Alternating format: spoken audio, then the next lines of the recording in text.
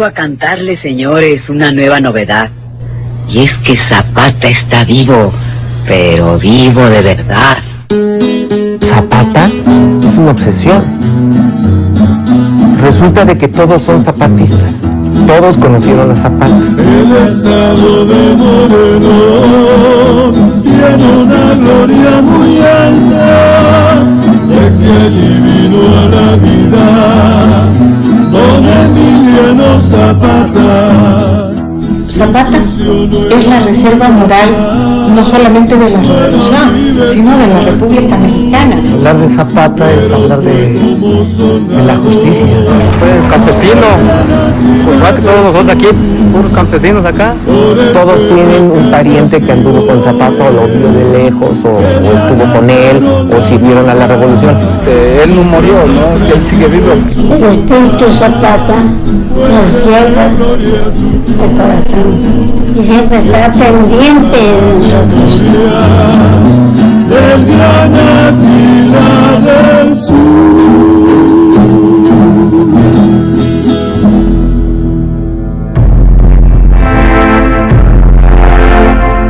Desde 1876 gobernó el país un hombre que había logrado para México un gran crecimiento económico diversificando la producción. Ese hombre se llamaba Porfirio Díaz. Gobernó durante 30 años, periodo al que los historiadores llaman el Porfiriato. Debido al gran crecimiento económico, la clase alta, cercana al presidente, expandió sus haciendas comparando tierra a bajo costo que las comunidades indígenas perdieron por la ley de desamortización. Los campesinos, despojados de sus tierras, tuvieron que emigrar o incorporarse a las haciendas como asalariados por casa y comida. Hacia 1910, México era un país fundamentalmente rural. Los enclaves urbanos eran contados y siempre estaban cerca o de centros mineros o de centros comerciales y muy pocos de centros industriales. Fundamentalmente el México era el de los campesinos y de las haciendas.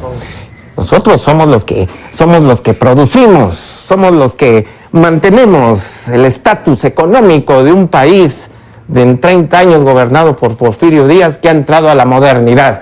Entonces está el tren, está las exportaciones, las minas en manos de extranjeros. El régimen de Díaz se enorgullecía de que sus haciendas eran el ejemplo más claro de la naturaleza domesticada, y fundamentalmente las haciendas azucareras de Morelos.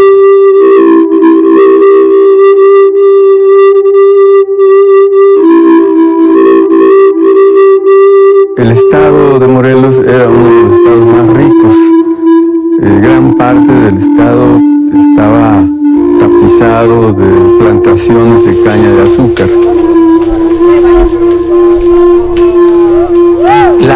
Las haciendas pertenecieron a extranjeros que llegaron, se asentaron, y bueno, con la venia del presidente de la República y otros personajes de la política, tenían toda la facilidad para establecerse, despojar de tierras, les daban títulos. Ustedes agarran una sandía, agarran sus semillas, la tiran así, ya ni siquiera sembrarla, la tiran así y crece la sandía. ¿Eso qué quiere decir? Que Morelos es fértil por todos lados que se le ve.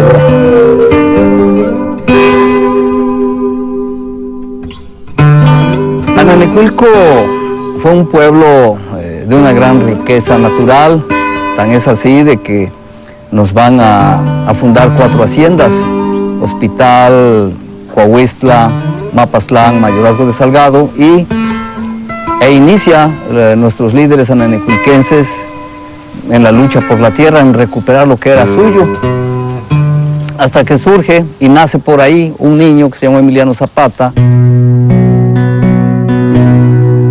Hijo de Gabriel Zapata y Cleofa Salazar, Emiliano tuvo una infancia feliz junto a su hermano Eufemio y sus hermanas. 1887, el niño Emiliano Zapata observa que el barrio de Olaque, la parte oriente de nuestro pueblo, es agredida por el hacendado de Coahuistla, Manuel Mendoza Cortina, derrumbando árboles, quemando las chozas de los nuestros porque van a sembrar la caña dulce, les guste o no les guste. Este niño le dice a don Gabriel que hagan algo, que se defiendan. Don Gabriel le contesta: no, hijo, el hacendado es tan poderoso que no podemos hacer nada. Zapata, joven, niño, dijo que cuando él creciera eso no lo iba a permitir y que la tierra iba a volver a los que los trabajaban con sus propias manos. A los 16 años, Emiliano Zapata perdió a sus padres heredando un patrimonio reducido que lo mantuvo alejado de prestar servicios como peón de las haciendas que rodeaban a Nenecuilco. En 1906, con 26 años, asistió a una junta en Cuautla en la que discutió la manera de defender las tierras del pueblo. Era un hombre de lo que entenderíamos nosotros ahora por clase media, no era un hombre que tuviese las necesidades propias de un campesino, pero sí tenía la cultura colectiva de este campesinado que lo responsabilizaba. Zapata va a simbolizar esta lucha por la tierra que se viene dando desde la conquista. En una asamblea realizada el 12 de septiembre de 1909, Emiliano Zapata fue elegido calpulelque, líder comunal y presidente de la Junta de Defensa para seguir la lucha por la restitución de tierras. Con solo 30 años de edad, Emiliano Zapata emprendió una lucha inspirada en el deseo del pueblo de recuperar sus posesiones ancestrales. Emiliano Zapata, con fecha del mes de mayo de 1910, ya como presidente de la Junta de Defensa de Nenecuilco, o calpuleca, si así le quieren llamar, armó 80 hombres del lugar y se los llevó a los campos del Guajar, a donde don Emiliano Zapata expulsa a la gente de la hacienda del hospital. Ellos con las armas en la mano ocuparon esas tierras y quedaron en manos de los habitantes de Nenecuilco. Ese reparto es simbólico porque está considerado en la historia del estado de Morelos como el primer reparto de tierras que hizo Zapata, porque eso lo hizo antes de la revolución.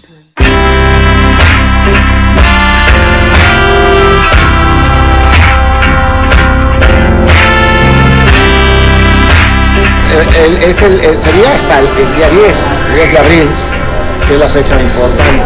Va a haber los eventos que hay en el municipio general Zapata, donde vienen precisamente ahí diversas representaciones, diversos ayuntamientos, presentan algunos a caballo, algunos a pie, y dejan ahí su corona mortuoria, dejan ahí su testimonio de agradecimiento y de su presencia. No solamente es el acto oficial, el 10 de abril todo el día llegan los campesinos a la tumba a rendir homenaje, no solamente del estado de Morelos, llegan de toda la República Mexicana. Van a poner sus ofrendas florales, en fin, cantan, hacen discursos, proclamas y todo el día.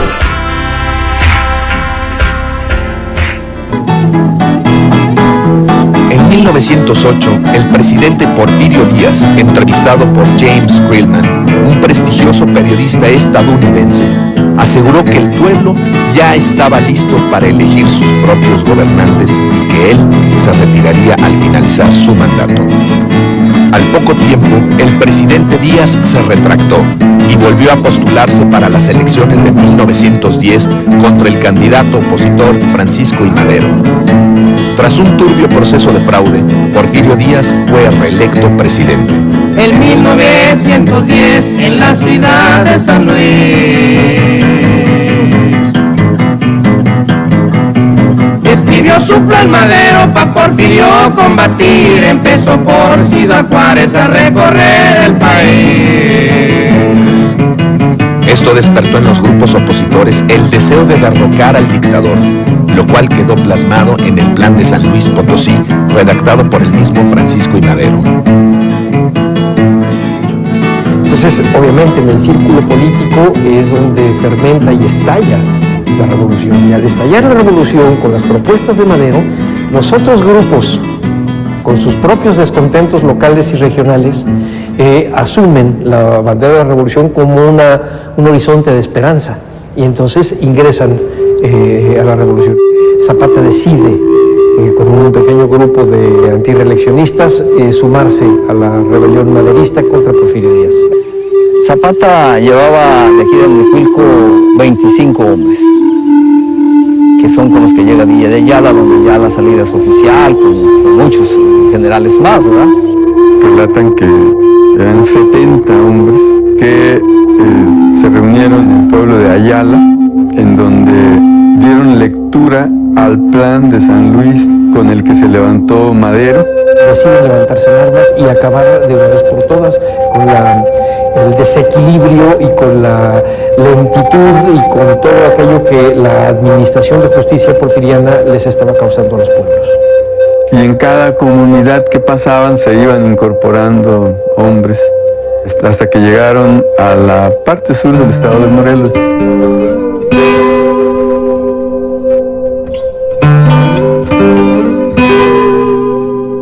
Lo curioso es de que el que estalla la revolución agraria no es Emiliano Zapata, es Pablo Torres Burgos. ¿Y quién es Pablo Torres Burgos? El maestro del pueblo. A través del profesor Pablo Torres Burgos, los maderistas de Morelos, entre ellos Zapata, tienen contacto con Madero. Madero en ese momento está en el norte, están peleando ya contra las tropas federales. Entonces tienen contacto con Madero y trae órdenes e instrucciones militares para poderse levantar en armas en el sur. Entre abril y mayo del 11 es asesinado Pablo Torres Burgos, dejando que la figura de Zapata vaya creciendo como el dirigente de este campesinado del sur, que empezó teniendo 4 o 5. Asesinado Pablo Torres Burgos, el incipiente movimiento de Morelos corrió el riesgo de desbandarse. Pero el 29 de marzo de 1911, los jefes más importantes del Ejército Libertador del Sur otorgaron el mando a Emiliano Zapata, que aceptó el cargo con responsabilidad y se puso al mando de la tropa que años más tarde ingresaría triunfal a la capital.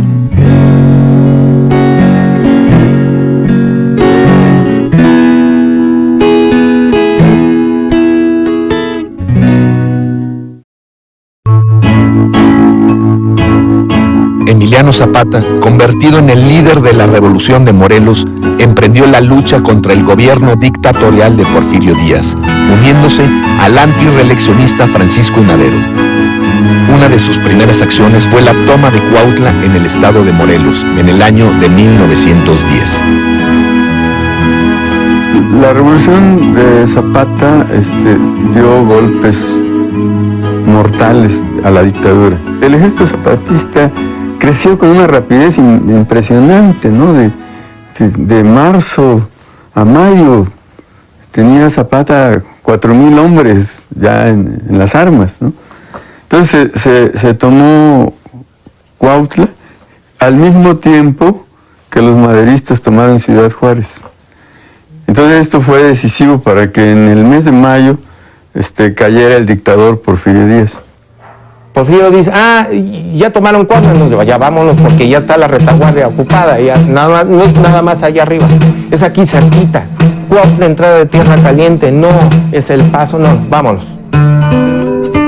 La lucha en el sur, liderada por Emiliano Zapata en conjunto con la Revolución del Norte, comandada por Francisco Madero, dio por resultado la firma del Tratado de Ciudad Juárez que puso fin a la Guerra Civil.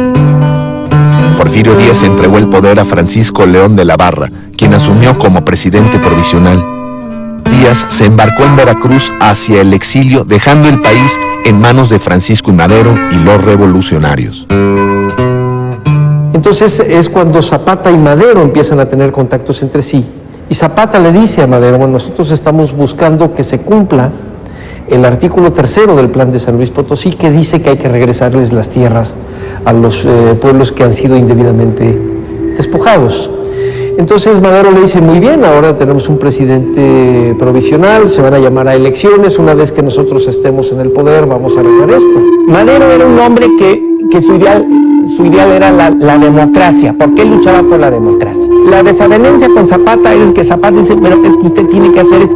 Pero espérate, mano, vamos a empezar con esto de la democracia, vamos a establecer la democracia y entonces empezamos a solucionar poco a poco los inmensos problemas que hay en el país. Pues resulta que Madero quiere conciliar a todas las fuerzas, quiere establecer un gobierno democrático, pero que todo vaya por el camino de la legalidad, pero esto no se podía porque ya se había abierto la lucha social y se querían soluciones rápidas. Yo le diría a Madero que la democracia en una revolución a veces no es muy conveniente. ¡Familia! Como buen veracruzano, hombre de gran corazón, a todo le da la mano y además baila danzón.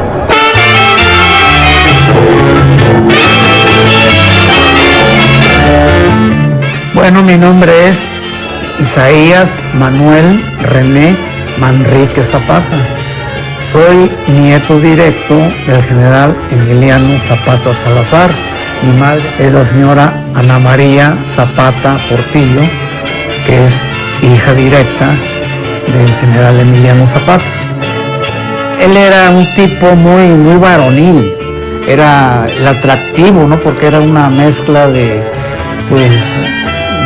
indígena, pues era un mestizo.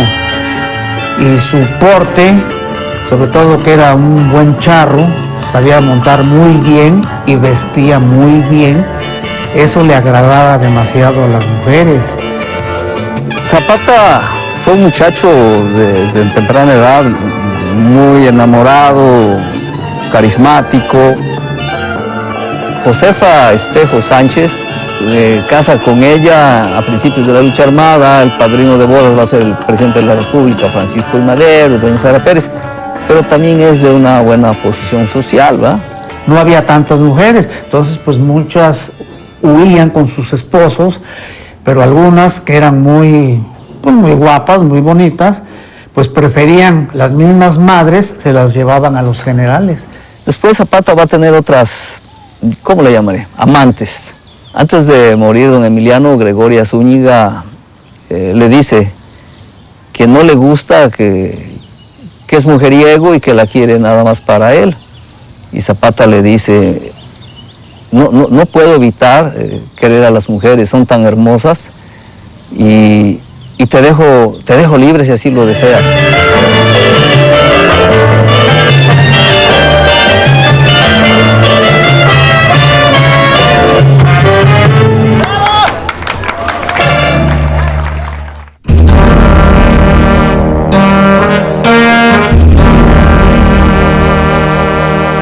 Llega Madero a la presidencia de la República a principios de noviembre de 1911 y lo que le pide a Zapata es que se rinda incondicionalmente y que deje que él resuelva las cosas. Los zapatistas decían, Madero no cumplió. Entonces los zapatistas dijeron, bueno, si Madero no cumple, aunque es un gobierno revolucionario, pues no lo vamos a reconocer. Y nosotros vamos a impulsar otra revolución. Le dice Zapata a don Pancho Madero cuando ya era gobernante: si no das la tierra verás a los indios de nuevo entrar en combate. Entonces Zapata convocó a sus tropas y a otros aliados en una región remota del sur del estado de Puebla para dar a conocer un plan que habían elaborado. Zapata se siente traicionado porque los restos del ejército porfirista lo hostilizan, mientras él por otra parte está negociando con Madero, y por esto es que lanza el plan de Ayala a las pocas semanas de que ha triunfado la primera etapa de la Revolución Mexicana y que Madero ha llegado al poder. El 25 de noviembre de 1911, en el pueblo de Ayoxustla, Emiliano Zapata y Otilio Montaño redactaron el documento que sería su nueva bandera en la lucha revolucionaria. Para el 28 de noviembre, todos los jefes revolucionarios del sur habían firmado el Plan de Ayala declarándose en rebelión formal contra el gobierno federal de Francisco I. Madero. La prensa en esos meses había estado atacando, el periódico católico es el que lanza el epíteto de la Tila del Sur, y es cuando Zapata dice, bueno, nosotros no somos bandoleros, nosotros tenemos una bandera. Redactan el Plan de Ayala y lo firman sus principales generales y le ponen como lema reforma, libertad, justicia, y después dicen reforma, libertad, justicia y ley. Era un plan muy bien elaborado, muy fundamental, y eso le vino a dar una mayor fuerza, una mayor representatividad al movimiento zapatista. Se llamaba a tomar con las armas las tierras. Se desconocía el gobierno de Madero, considerándolo como un gobierno dictatorial y que resultó tan opresivo como la dictadura de Porfirio Díaz. Se habla de la restitución de las tierras a los pueblos por una parte, la otra la dotación de tierras a los pueblos que no tenían previa compra, y el otro artículo el de requisarles las tierras a los hacendados enemigos de la revolución para ser repartidas entre los viudas y las víctimas de la revolución.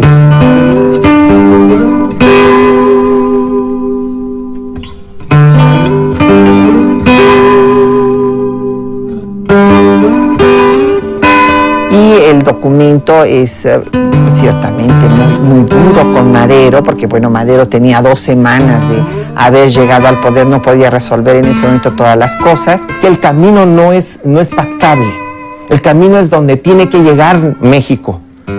Y Emiliano Zapata, eso es lo que dice, el Plan de Ayala es la conjunción de toda la historia de México.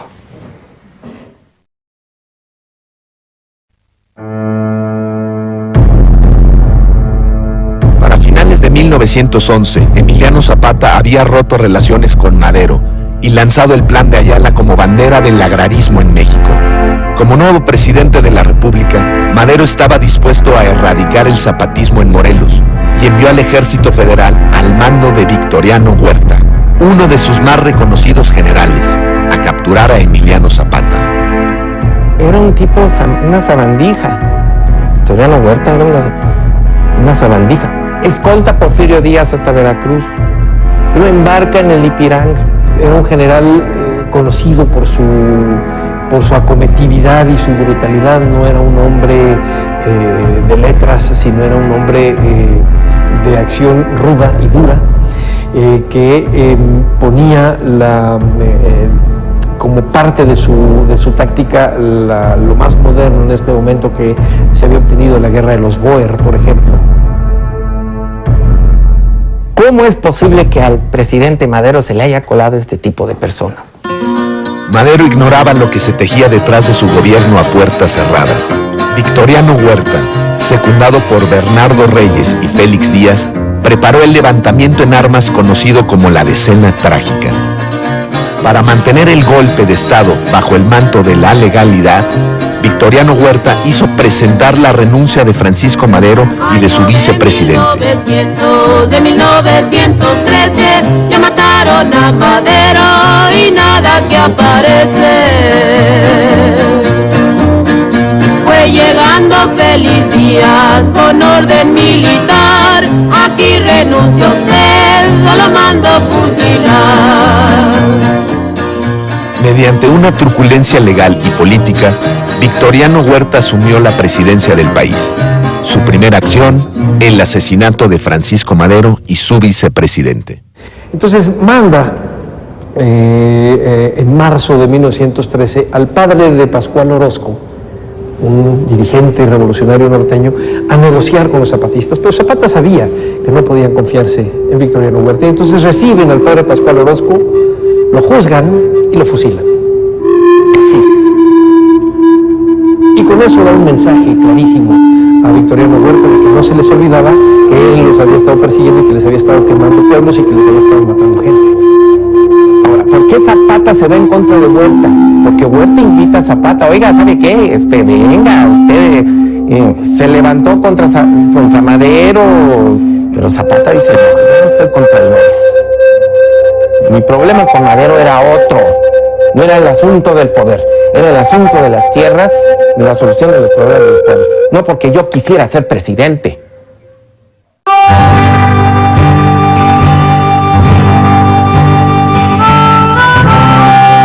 Mi mamá es Ana María Zapata Portillo, es hija del general Emiliano Zapata. Yo soy hija de Ana María Zapata Portillo. Mi nombre verdadero es Julieta Ana María Zapata. Nada más que aquí en la casa me dicen Fanny. Somos 5 hermanos. El mayor es Manuel. Manuel es el mayor. Luego sigue mi hermana Ofelia, que es la que vive en México, y luego sigue María del Carmen, y luego sigue Julieta, y el último soy yo.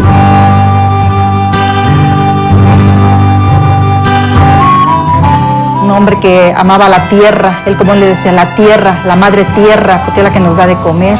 No decía las tierritas, como muchos despectivamente, no, él les decía la tierra con amor, con respeto.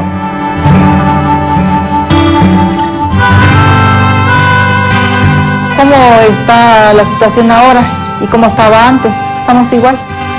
Ahí te das cuenta de por qué les dicen la vigencia del zapatismo, porque si te das cuenta, los estatutos, las ideales que en ese entonces, hace 90 años de la revolución, hace 100 años, no sé, siguen vigentes, no han cambiado, y el campesino sigue esperando. Con mi 30-30 me voy a alistar y engrosar las filas de la rebelión para conquistar libertad a los habitantes de nuestra nación. En pueblos en donde se mantenían todavía las tierras comunales como Xochimilco o como el Ajusco, son zapatistas por efecto de la guerra, porque el ejército federal recurría al sistema de leva, que es el reclutar a los jovencitos que ya pudiesen cargar un rifle, reclutarlos para poderlos incorporar a las filas federales y mandarlos a pelear contra los otros revolucionarios. Y entonces eso va creando un ambiente de animadversión contra el gobierno, de tal manera que lo que recordaban los veteranos zapatistas que habían sido perseguidos por la leva es que decían, bueno, de que me vaya yo a morir peleando contra Pancho Villa en el norte, a que me muera aquí cerca de mi casa como zapatista, prefiero morirme como zapatista. Y después, cuando saben que los zapatistas además están buscando el bienestar del campesino, es cuando se convencen. Si te quebra alguna vara, ve a llorarme al Campo Santo.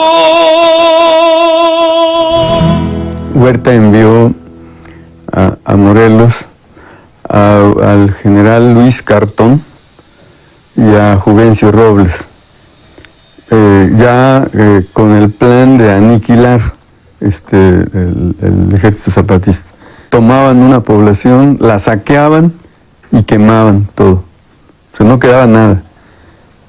Hubo esta táctica catoniana de que la guerra dé lo que la guerra necesita, es decir, el llegar a los pueblos y quitarles el maíz y la comida, y con eso no solo debilitas la economía del enemigo, sino estás fortaleciendo la tuya. Era una brutalidad incalificable. Decían, muerto el perro, se acabó la rabia. Era la frase que utilizaban. Entonces el ejército de Zapata era un ejército de pobres, era un ejército de esclavos, que sin embargo, como no era un ejército regular, era gente que temporalmente participaba en la revolución, en los combates, y otro tiempo iba a sembrar las pocas tierras que les dejaron los hacendados. People always say classically is campesinos, pure peasants. And in a way that's true, but in a way it's more complicated than that. Among the Zapatistas too, there were differences. So some people lived in urban kind of, small villages, but had a more urban kind of lifestyle and didn't plant, didn't plant fields, did other kinds of jobs. In 1914, they do pitched battles, direct fighting, but there's a lot of guerrilla warfare at the beginning, and there's a lot of, it's all guerrilla warfare at the end because they don't have the numbers to offer big battles anymore. And so they really, for most of the time, it's very much a hit and run guerrilla warfare. Mi padre era seguro de sus hijos, o sea, yo soy nieta. Yo he vivido esta historia a través de mi padre, por supuesto, y de mi abuela. Zapata es la reserva moral no solamente de la revolución, sino de la República Mexicana. Zapata fue incorruptible, ni la misma derecha pudo nunca acusarlo de corrupción.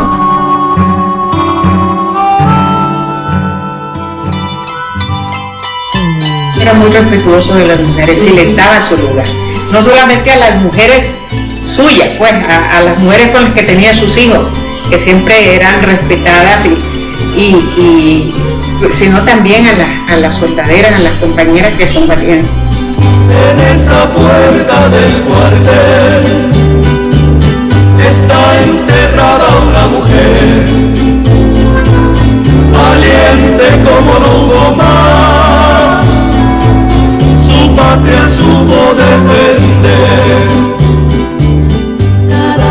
Soldaderas hubo en todos los grupos revolucionarios, porque son las que dan de comer, las que cuidan a los enfermos, las que sirven lo mismo de correos que de espías, pero ese no era el papel de las mujeres en los grupos zapatistas, porque en los grupos zapatistas las mujeres tienen mando.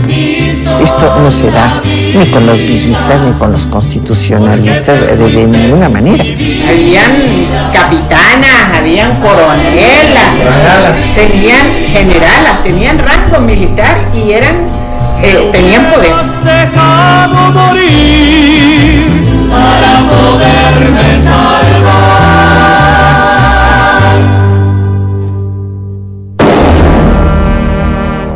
Para 1914, por todo el país había levantamientos en contra del nuevo presidente de facto, que para hacer frente a los problemas militares pidió empréstitos en Estados Unidos, capital que fue a parar al ejército para aumentar su poderío. Zapata va en desventaja militar, es cierto. Aún así logra hacerles terribles descalabros a las fuerzas federales. De tal manera que en un movimiento envolvente en 1914, Zapata aísla a los federales de Cartón, del coronel Cartón, en Chilpancingo, lo toman prisionero y lo fusila, y con eso queda el ejército federal derrotado en el sur. Pero no solo en el sur tenía problemas el ejército federal de Victoriano Huerta. Emiliano Zapata decidió unirse a la lucha revolucionaria del norte. Pero nada de lo que hiciera Victoriano Huerta podría contra lo inevitable. Desde el norte, las facciones revolucionarias seguían avanzando y ahora el general Emiliano Zapata tenía que ejercer presión desde el sur, y la mejor forma de hacerlo era tomando Milpa Alta. Es importante porque por ese lugar empiezan ya los zapatistas a ocupar las goteras de la ciudad. En la zona de Tlalpan, en la zona de Xochimilco. Era importante desde el punto de vista estratégico, en primer lugar, porque establecías un cerco que evitaba una invasión a la zona propiamente zapatista, pero por otro lado porque presionabas hacia la ciudad y entonces tu presencia política se hacía nuevamente importante. La estrategia de Emiliano Zapata es como una red. Lanza la red, envuelve a la Ciudad de México, la copa por los distintos lugares, las distintas... Habiendo renunciado a la presidencia el 14 de julio de 1914, Victoriano Huerta se embarcó al exilio desde Veracruz. Venustiano Carranza, líder de los constitucionalistas del norte, entró a la capital de la República en julio de 1914 y ocupó el poder provisionalmente. cuando llegan los constitucionalistas para tomar la Ciudad de México, lo que tienen que ver es el modo de ganarle los puestos a los zapatistas porque no podían negociar con ellos. Zapata era inflexible en cuanto a la negociación con el Plan de Ayala. Buscaba que cualquier otra facción se subordinara a lo que el Plan de Ayala decía. Se derrocó a la dictadura de Huerta y hubo intentos de acercamiento, 4, distintas entrevistas, y la posición de Carranza fue, en todos los casos, decir, lo único que acepto es la rendición incondicional de Zapata.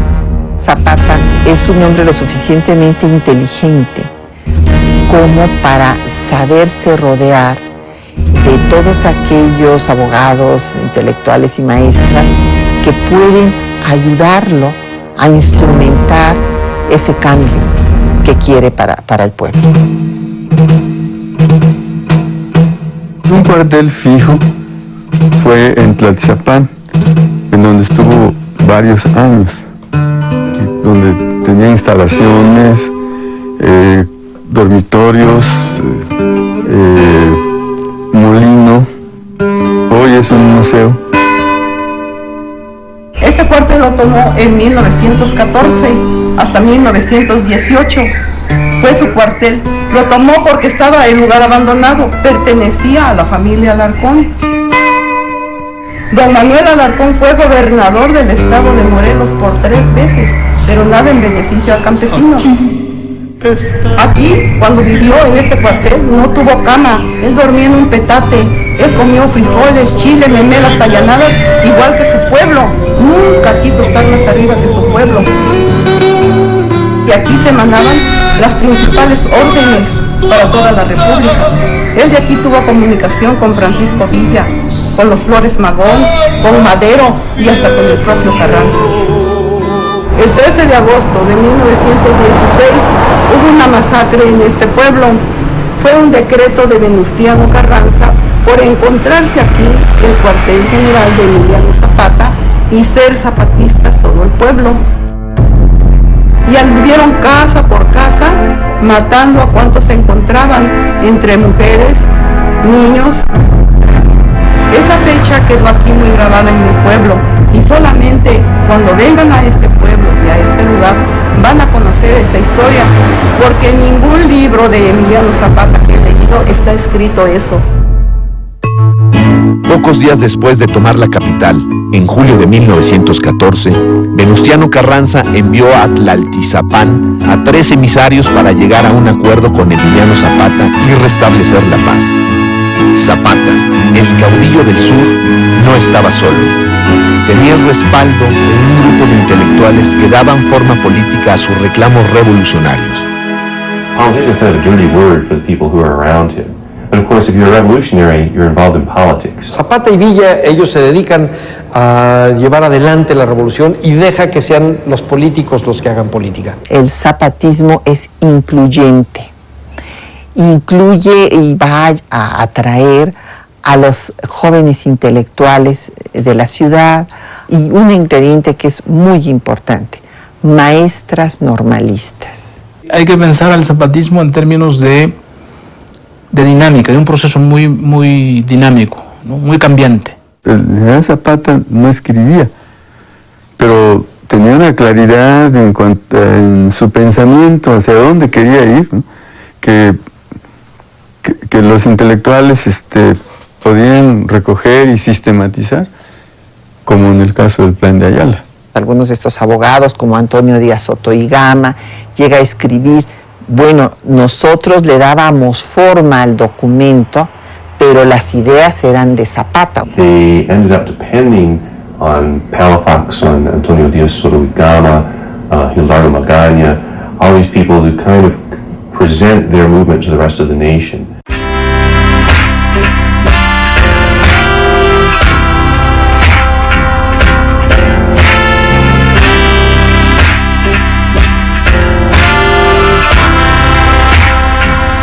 Pues en esta organización, pues ahorita nosotros estamos, ya se nos viene el tiempo de que estamos organizando lo del 10 de abril y queremos que no se pierda esto.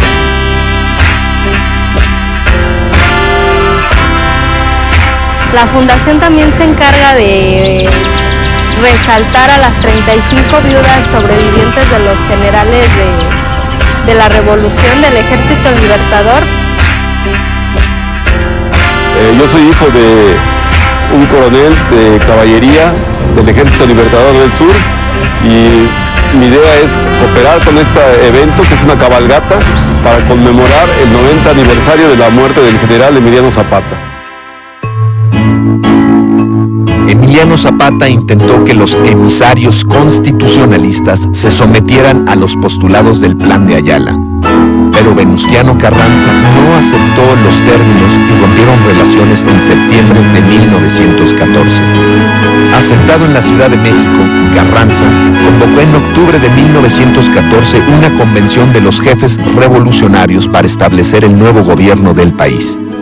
En 1914, que se lleva a cabo la Convención Soberana de Aguascalientes, era la esperanza de que las fuerzas villistas, zapatistas, carrancistas pudieran llegar a un acuerdo. Al principio era solamente entre villistas y constitucionalistas, pero ahí mismo se decide que también los zapatistas eran una facción revolucionaria legítima y los llaman. Entonces va la delegación zapatista a Aguascalientes. Se escoge Aguascalientes porque es el centro geográfico del país. Para noviembre de 1914, la Convención de Aguascalientes no llega a un acuerdo entre las tres facciones revolucionarias y los constitucionalistas se retiran desconociendo el gobierno de la Soberana Convención. Carranza desconoce al gobierno convencionista, él establece el gobierno de la República en Veracruz y los convencionistas establecen el gobierno de la República llamado así, el gobierno de la Soberana Convención. Son dos gobiernos paralelos. Lo interesante del gobierno de la Convención es que ensayan una legislación absolutamente moderna. Muchas de estas leyes van a ser tomadas por la Constitución de 1917 a contrapelo del mismo Carranza. Estas ideas que se establecen ahí en la Convención de Aguascalientes van a pasar a la práctica en toda la zona que gobierna el zapatismo. Algunas de las leyes que toma el zapatismo para aplicar en Morelos son la abolición de la pena de muerte, la ley sobre el matrimonio y el divorcio, la ley de imprenta, entre otras. Emiliano Zapata decretó que los pueblos tenían derecho a elegir libremente a sus autoridades. Se decretó la libertad municipal y se echaron a andar los ingenios azucareros para el beneficio colectivo. Pero la acción legal más importante realizada por Emiliano Zapata en 1915 fue lanzar un decreto agrario para la nacionalización de los bienes del enemigo y la repartición de tierras. Este periodo del gobierno de la Convención es el periodo de la pequeña paz, de la pacecita que le decían los morelenses, y que va de finales de 1914 a principios de 1916. Para ellos es lo más importante porque no tienen soldados federales invadiéndolos. Sus tropas son las que mandan en la geografía que ellos controlan. Y entonces es cuando Zapata manda a las comisiones agrarias a recomponer los linderos de los pueblos y establecer cuáles son las propiedades de las haciendas, de las propiedades originarias de los pueblos. Zapata empieza a repartir tierras, empieza a hacer cooperativas, las haciendas tienen sus territorios, entonces dice, bueno, vamos a cortarlas, se expropia las haciendas, reparte las tierras.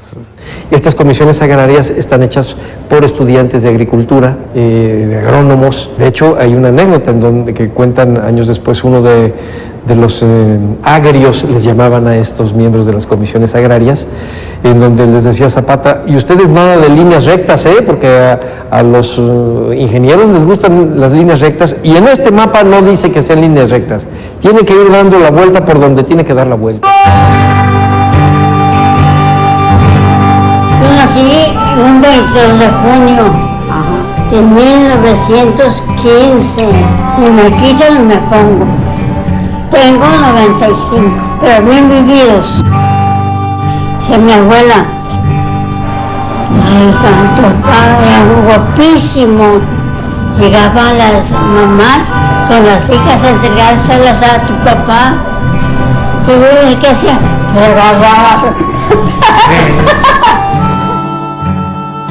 El espíritu Zapata nos llega al corazón y siempre está pendiente de nosotros.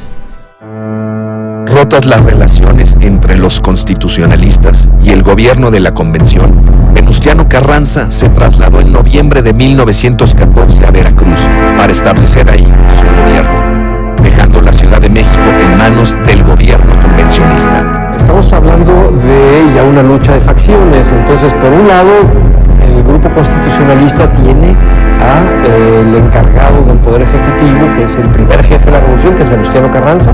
Entonces se establece en Veracruz, porque en Veracruz tenías la salida al mar, el comercio con los Estados Unidos, y tienes la aduana.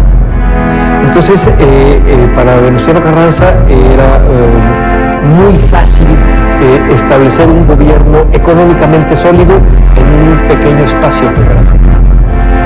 En cambio, los grupos que apostaron por la convención, que eran los zapatistas, los villistas, todos ellos tenían el control de una gran extensión geográfica, pero económicamente muy debilitada y aislada, y desde el punto de vista militar no unida. Dispersos en todo el país, son incapaces de crear realmente las bases jurídicas de la República y de crear una alianza militar que pudiera vencer en la guerra a Carranza, de tal manera que ahí ellos se sentencian a muerte, a pesar de que desde el punto de vista jurídico sus leyes son las más avanzadas. En sus contactos con los revolucionarios del norte, Emiliano Zapata conoció al otro defensor y líder de los campesinos, Doroteo Arango, mejor conocido como Pancho Villa. Entre los dos intentaron, mediante la reunión de sus ejércitos en la Ciudad de México, demostrar la fuerza unificada de la soberana convención.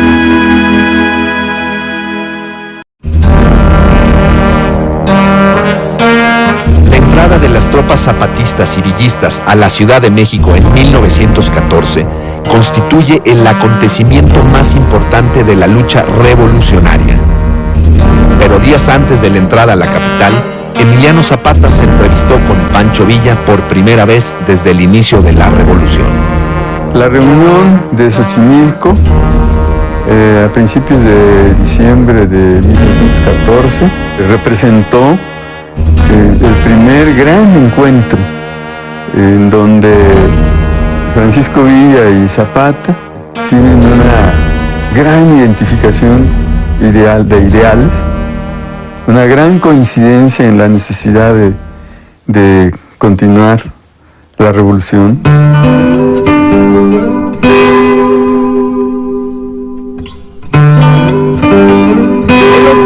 Es ese que ahora es Zapatería La Ribera. Villa y Zapata van caminando, llegan a esta parte a donde posteriormente pasan hacia la parte de adentro y nada más subieron las personas que iban a estar de una parte de Villa y la otra parte de Zapata para hacer el famoso plan de Xochimilco. La relación entre Pancho Villa y Emiliano Zapata es una relación amistosa, respetuosa, pero en el fondo también hay divergencias. El planteamiento de Pancho Villa es ocupar el norte del país, y decía Pancho Villa, le decía a Zapata, y una vez que controlemos el norte del país, allí se puede establecer la convención. Con eso, dice Pancho Villa, logramos el triunfo completo y definitivo. Zapata can be very, very clear. It's much more like a class movement, much more clearly a class movement with a very clear goal, which is land and liberty. Summarizes it pretty well. Para Zapata lo principal es que la revolución cumpliera con lo que había prometido hacer, que era resolver el problema agrario del país, devolverle las tierras a los campesinos y a los pueblos que fueron usurpados, despojados. Villa consideró que era conveniente hacer un gesto público que manifestara, en que se manifestara al mundo la unidad que había entre los del sur y los del norte, y pidió a Zapata que viniera con sus fuerzas para hacer un gran desfile en la Ciudad de México, que fue el 6 de diciembre de 1914. Días antes de la entrada de los ejércitos, Emiliano Zapata pidió a su hermano Eufemio que tomara la capital que Venustiano Carranza había abandonado el 4 de noviembre de 1914, tras romper relaciones con la Convención de Aguascalientes. Como lo había establecido la convención, Eulalio Gutiérrez, el nuevo presidente electo, se trasladó a la capital para tomar posesión del Palacio Nacional de manos de Eufemio Zapata el 6 de diciembre de 1914. Ya estaba en la Ciudad de México Eufemio Zapata, ya estaban los zapatistas en Palacio Nacional, ya estaban todas estas anécdotas de Eufemio Zapata hablando de la silla presidencial. En un juego de palabras, Eufemio Zapata dice, esa es la silla. Yo creí que era una silla de montar. 10 días después llegaron los convencionistas de Aguascalientes y los zapatistas entregaron el Palacio Nacional a Eulalio Gutiérrez, que era el presidente nombrado. Cuando en el 4 y 5 de diciembre entran Zapata y Villa a Palacio Nacional y Villa se sienta en la silla famosa presidencial y le dice a Zapata, mi general, siéntese usted, Zapata le dice, no, momentito, esta es la silla encantada, se sienta un hombre bueno y se levanta malo. Zapata no quería el poder, Zapata hablaba de transformar, de cambiar, que hubiera democracia, que la tierra se entregara a los campesinos, que las haciendas fueran entregadas a sus propietarios originales, ¿no?, de esas tierras. Ninguno de los dos tuvo aspiraciones a ser presidentes de la República. Lo dijeron muy claramente los dos. Hay un discurso del hermano de Zapata en el Palacio Nacional, cuando entrega el Palacio Nacional, y donde dice, nosotros no luchamos para pisar alfombras, no luchamos para habitar palacios o para tener automóviles, nosotros luchamos por la tierra y por la libertad. Una vez que entregaron el Palacio de Gobierno a Eulalio Gutiérrez, Emiliano Zapata regresó a Morelos para continuar con la repartición de tierras y la organización del Estado. El movimiento revolucionario del norte y del sur no pudo establecer una alianza que produjera un cambio radical en el gobierno del país. El presidente convencionista, Eulalio Gutiérrez, renunció formalmente a su cargo el 16 de enero de 1915 y el país pasó por un duro proceso de presidentes interinos.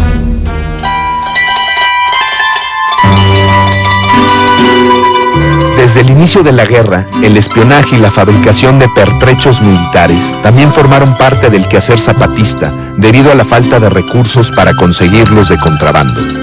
Yo creo que es admirable la rapidez con la que los zapatistas desarrollaron sus propias tecnologías, llegaron incluso a fabricar su propio armamento, sus municiones, etcétera, por necesidad, ¿no? Adaptaron el fusil Mauser para que también lanzara granadas, acuñaron su propia moneda, elaboraron cañones hechizos, le llamamos aquí en México.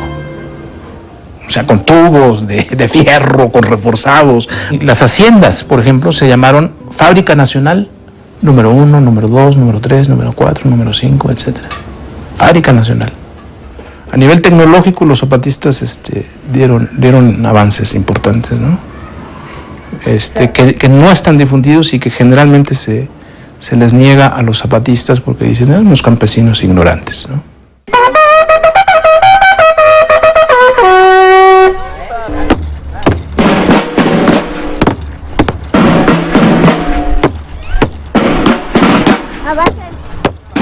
Estamos ensayando para mañana, el 10 de abril, que es la muerte de Emiliano Zapata. Es el desfile tradicional sobre el recorrido que daba Emiliano Zapata por Chimameca. Es por las calles principales.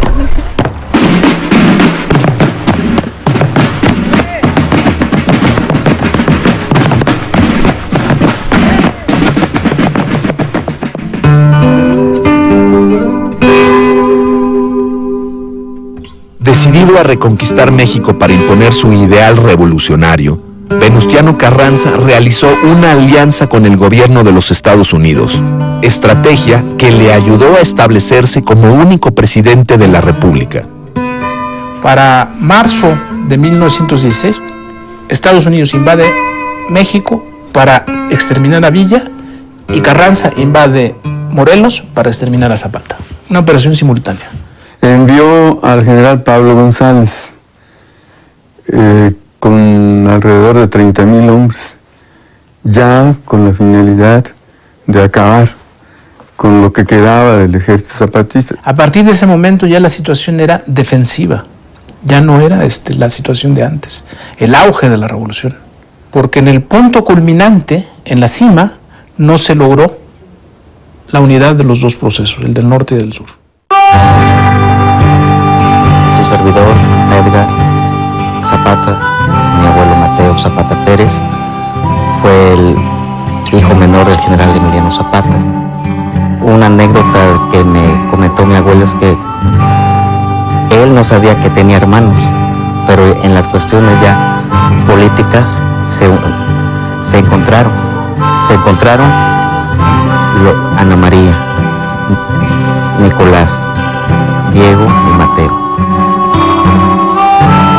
El proyecto del general Zapata que lo encabezó en su revolución aquí en Morelos no se acaba. Se murió el hombre, pero sus ideales y sus reclamos sociales estamos arrastrando todo eso. En junio de 1916, los carrancistas toman el cuartel general de Tlaltizapán y Emiliano Zapata debe regresar a la guerra de guerrillas.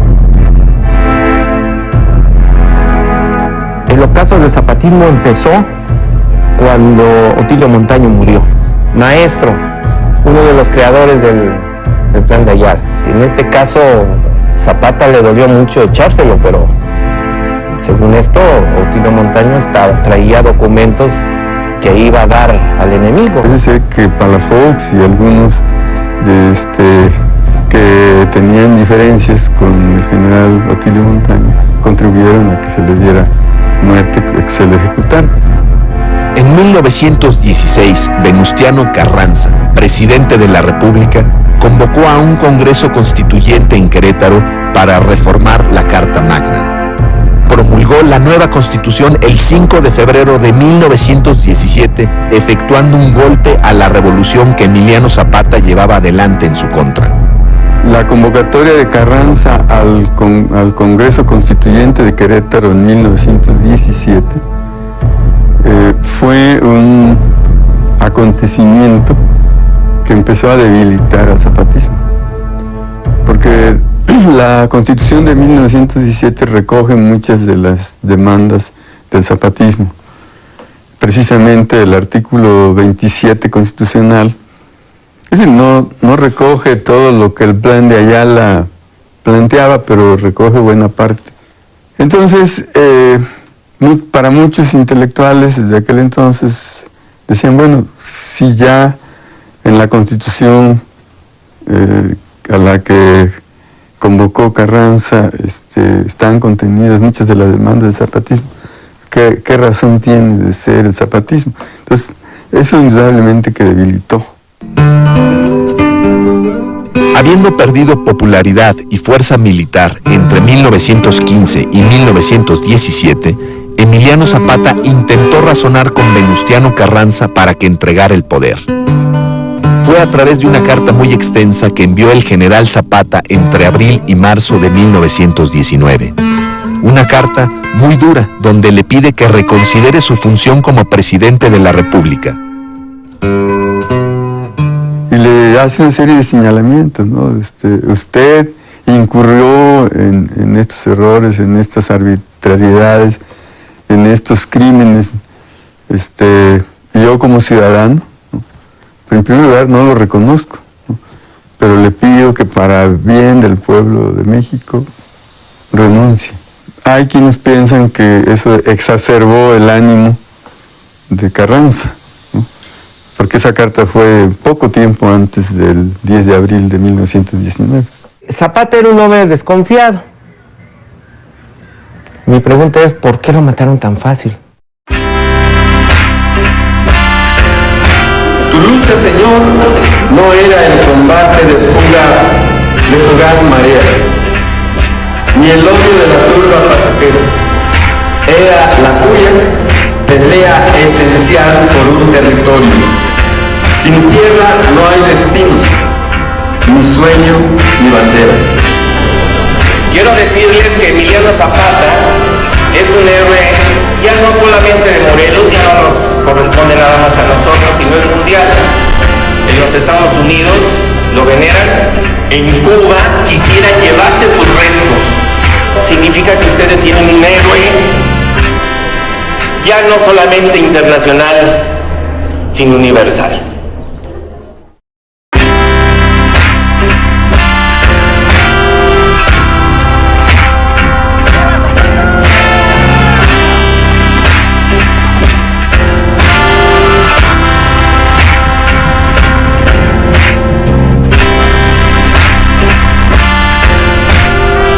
Aquí estamos, los herederos de la revolución.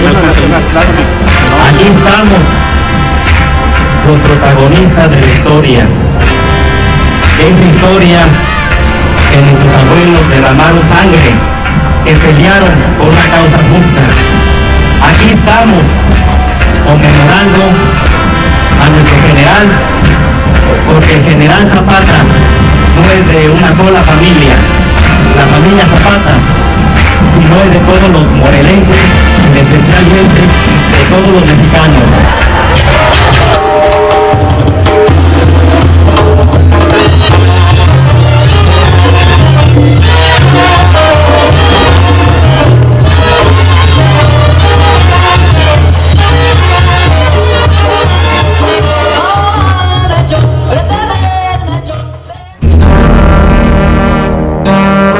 Venustiano Carranza como nuevo presidente y la Constitución del 17 que incorporó los reclamos agrarios, Emiliano Zapata y su movimiento se vieron debilitados. Para principios de 1919, Emiliano Zapata había perdido su cuartel general de Tlaltizapán y para abril del mismo año buscaba la manera de recuperar fuerzas y emprender un contraataque contra Venustiano Carranza. En el año del 1919, el zapatismo ya estaba acabado, ya no quería, ya no tenían armamento, ya sus principales colaboradores ya lo habían traicionado. El problema para Zapata era un problema político, es decir, se había establecido ya el gobierno de Carranza, era difícil que Zapata tuviese una salida que no fuese una salida negociada. El mismo Zapata decía, bueno, aquí las cosas no van a acabar hasta que yo muera, porque yo no voy a negociar. Pero lo cual él decía es que, bueno, habrá que negociar. Para 1919 estaba llegando a su fin el mandato presidencial de Venustiano Carranza y sus principales jefes militares, Álvaro Obregón y Pablo González, empezaron la estrategia de sucesión, dividiendo al movimiento constitucionalista. En este momento, en 1919, Obregón apenas está coqueteando con ser el candidato a la presidencia, lo mismo que Pablo González. Y ya dentro del carrancismo se estaban viendo fisuras, contradicciones, enfrentamientos que iban a terminar por un enfrentamiento violento. Para poder ver si convertían a la revolución opositora en un partido político. Sabían que ya la guerra no iba a dar más y que quizá la salida iba a ser una salida política. Y esa tendencia fue la que llevó a que Zapata creyera que iba a tener como aliado al que fue su asesino.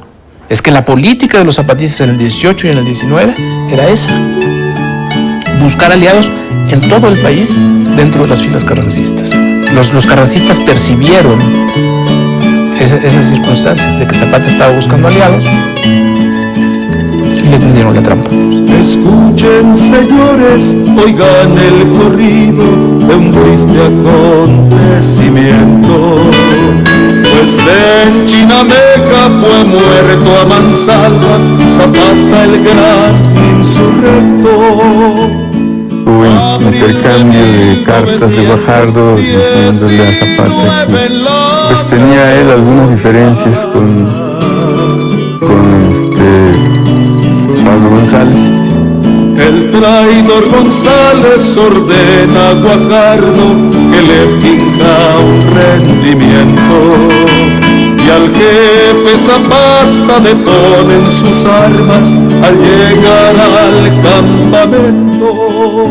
Hicieron una cita para que el día 10 de abril de 1919 Zapata aceptara la invitación, pero con cierta desconfianza. Se menciona que una mujer le anticipó que iba a suceder algo malo, y es por ello que Zapata, antes de entrar a la hacienda de Chinameca, subió hasta este lugar denominado La Piedra Encimada, a meditar, a observar.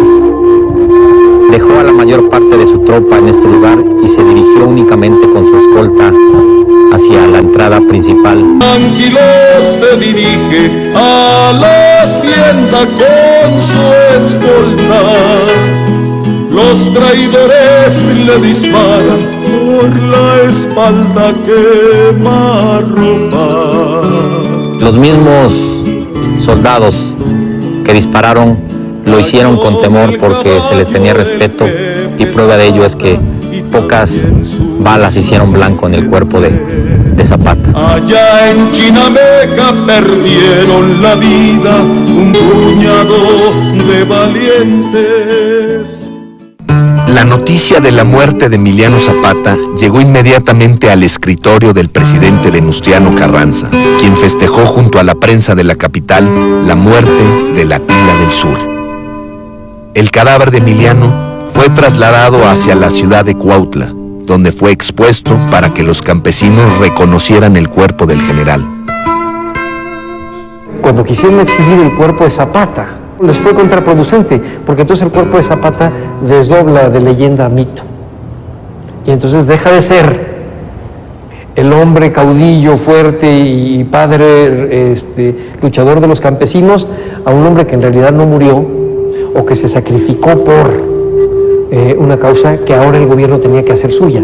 Y empiezan a salir ahí mismo, sobre todo los del ala obregonista, a decir, cuidado, no le den todo el crédito a González porque no lo mató en combate, lo mató traicionando.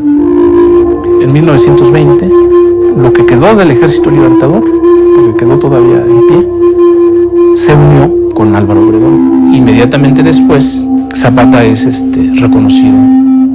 Y de haber sido el Atila del Sur, lo transforman en el caudillo del sur. Y empiezan los monumentos y todo eso, y yo digo, y la operación historiográfica de quitarle el filo al machete de Zapata. En 1923, el mismo Obregón hace una ceremonia luctuosa el 10 de abril en Cuautla y dice, Zapata es un héroe de la revolución, y se inicia la reforma agraria firme en el estado de Morelos. Ya había empezado en 1920, pero en 23 se convierte en una política de Estado.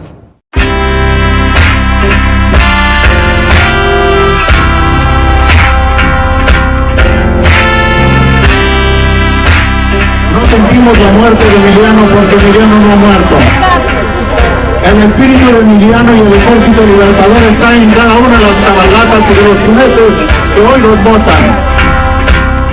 Para lograr los sueños de don Emiliano Zapata y de nuestros antepasados, de superar la pobreza, la marginación, todos los rezagos que mantienen las desigualdades sociales, requiere de un gran esfuerzo de las autoridades campesinos, comprometiéndonos y cumpliendo cada uno con la parte que nos corresponda. ¡Viva Zapata!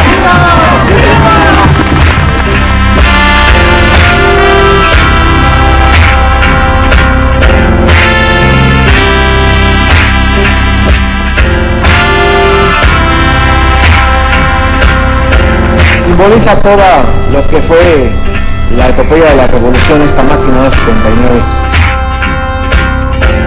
Hay testimonios y acontecimientos muy importantes acerca de la participación de Emiliano Zapata aquí en esa ciudad, y bueno, aquí están sus restos, que alguna vez quisieron ser llevados allá al monumento a la revolución, pero la gente lo impidió, no permitió que salieran sus restos.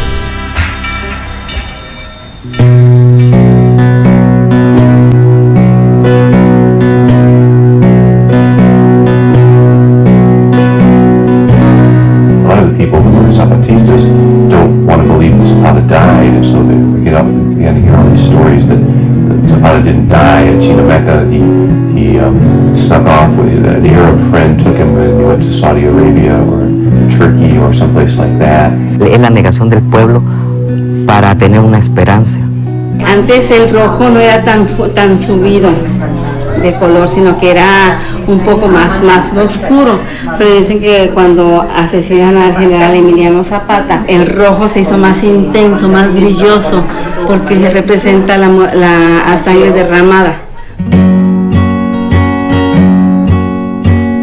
Cuenta la leyenda que, cuando mataron a la Tila del Sur, su caballo huyó y pasó a ser un símbolo de las luchas campesinas.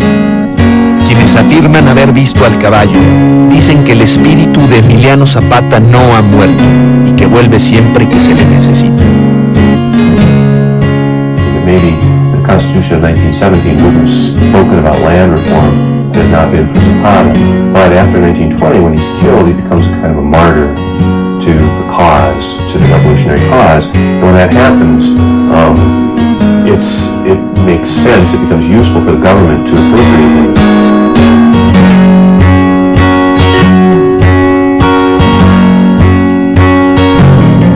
Se convirtió en el ícono de la lucha social. Entonces, bueno, tenemos que las nuevas generaciones, los jóvenes, ponían un cartel del Che Guevara y junto ponían a Zapata. Y por esto este grito que es tan significativo, que Zapata vive, la lucha sigue, es el símbolo de la lucha social. Yo diría que sería otro el México actual si no hubiese existido Emiliano Zapata.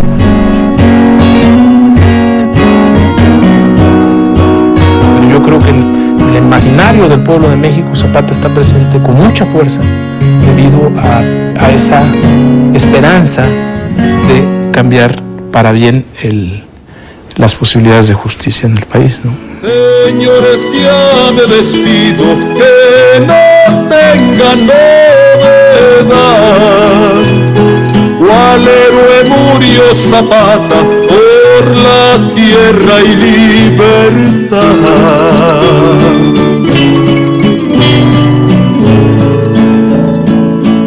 Arroyito revoltoso, ¿qué te dijo aquel clavel? Dice que no ha muerto el jefe, que Zapata ha de volver.